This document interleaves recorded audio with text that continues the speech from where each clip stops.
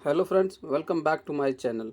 आज की क्लास में हम सीखेंगे कंपाउंड इंटरेस्ट और प्रॉफिट एंड लॉस की एक टाइप की कंसेप्ट को और समझेंगे कि एग्ज़ाम के अंदर इसे हम इजीली कम टाइम में कैसे सॉल्व कर सकते हैं। चलते हैं हम अपने क्वेश्चंस की ओर। फर्स्ट क्वेश्चन हमारा कंपाउंड इंटरेस्ट से है। 3,364 रुपये की राशि को दो भागों में इस प्रकार विभाजित किया जाता है कि क्रमशः 3 वर्ष और 5 वर्ष बाद उन पर प्राप्त राशि समान होती है।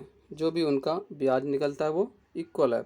जब ब्याज की दर 5% प्रति वर्ष होती है तो वार्षिक रूप से चक्रवृद्धि ब्याज से संयोजित होती है। यह कंपाउंड इंटरेस्ट की है। तो दो भागों के बीच का अंतर क्या है, यानी जो 3 वर्ष पे लगाया था और दूसरा 5 वर्ष पे लगाया था, इन दोनों में डिफरेंस क्या है। देखिए, ऐसे क्वेश्चनों को हम कैसे सॉल्व करते हैं। सबसे पहले हम क्या करेंगे, इसमें इस तरह से अपने माइंड में फिगर को ड्रॉ करेंगे। 3,364 रुपये हमारा बैलेंस है और एक को इन्हीं में से कुछ पैसे को यह 3 वर्ष के लिए लगा रहा है और कुछ पैसे को यह 5 वर्ष के लिए लगा रहा है। और यहाँ पर जो रेट दे रखा है वो हमारा 5% है। अब 5% की फ्रैक्शन वैल्यू क्या होती है, 1/20। ठीक है, यानी 20 रुपये है, एक का क्या आया, इंटरेस्ट आया, यानी बैलेंस हमारा कितना हो गया, 21 रुपये और ये हमारा 20 रुपये। यानी इससे क्या पता चलता है, इस रेशियो से हमारा, कि 20 रुपये 3 वर्ष के लिए लगाया था और 21 रुपये 5 वर्ष के लिए लगाया था। इस तरह से हम इसे सॉल्व करेंगे और हमें आसानी हो जाएगी। अब यहाँ पे क्या कर लेंगे, हम इन दोनों में डिफरेंस देखेंगे। तो 3 और 5 में डिफरेंस हमारा कितने, 2 का। अगर ये 3 का होता तो क्यूब करते और 2 का है तो यहाँ पे क्या कर लेंगे, अब स्क्वायर कर लेंगे। उसी तरह से अब हम इसका जब स्क्वायर निकालेंगे तो कितना हो जाएगा हमारा, 21 का स्क्वायर हो जाएगा 441 और 20 का स्क्वायर हो जाएगा 400। यानी हमारा पहला बैलेंस है 400 और दूसरा बैलेंस है 441 और हमारा टोटल बैलेंस कितना है, 3,364 रुपये। तो यहाँ से हमारा टोटल बैलेंस क्या हो जाएगा, दोनों को ऐड कर लेंगे, कितना हो जाएगा, 841। अब 841 की वैल्यु क्या दे रखा है, 3,364 रुपये। अब क्या पूछता है, इन दोनों का डिफरेंस क्या है, तो इन दोनों का डिफरेंस कितना है, 41 रुपये का। तो 41 की वैल्यू क्या हो जाएगा, तो कैसे कर लेंगे, देखें इसका मल्टीपल कितना है, 4 का, तो इसका भी मल्टीपल 4 का कर देंगे।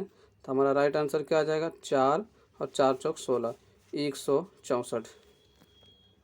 तो उम्मीद करता हूँ आप इसे अच्छे से समझ गए होंगे। एक बार मैं दोबारा इसे समझाने की कोशिश करता हूँ। बैलेंस था 3,364 रुपये।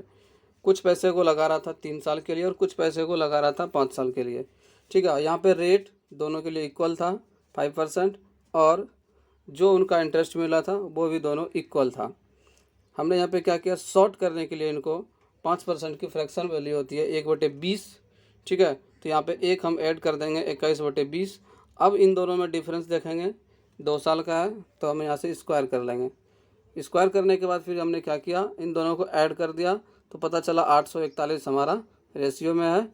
ठीक है, अब यहाँ से इनका जो वैल्यू दे रखा है 3,364 रुपये, तो 841 की वैल्यू है 3,364 रुपये।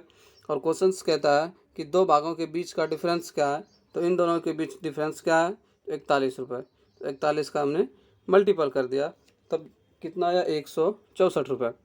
अगर इसमें कहता कि पहले का कितना रुपए है और दूसरे का कितना रुपए है, तो यहाँ से हम क्या कर लेते, एक की वैल्यू निकालते 4, तो 4 से गुना, इस 400 में गुना करते 1600, उसी तरह से ऊपर वाले में गुना करते तो ऊपर वाले का 5 साल का निकाला था। तो यह था हमारा एक कंपाउंड इंटरेस्ट का कंसेप्ट। अब हम एक प्रॉफिट एंड लॉस की है, इस कंसेप्ट को समझते हैं हम।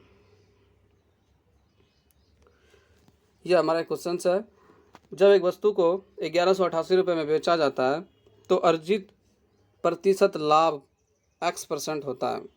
जब इसे 1435 रुपये 50 पैसे में बेचा जाता है तो प्रतिशत लाभ x + 25% होता है। तो यहाँ पे x की वैल्यू पूछ रखा है। इनको भी अगर आप बेसिक से करें तो थोड़ा लॉन्ग जाता है, तो शॉर्ट से हम क्या कर लेंगे, सबसे पहले इन दोनों का डिफरेंस चेक कर लेंगे और इन दोनों का डिफरेंस, फिर इन दोनों का डिफरेंस को इक्वल कर देंगे वहाँ से हम 100% की वैल्यू ले लेंगे तो हमारा क्या निकल के आएगा, CP क्रय मूल्य। देखिए यहाँ से अगर इन दोनों के डिफरेंस की बात करें तो कितना हो जाएगा हमारा 1435 रुपये 50 पैसे में से अगर हम 1188 रुपये माइनस करते हैं तो कितना आता है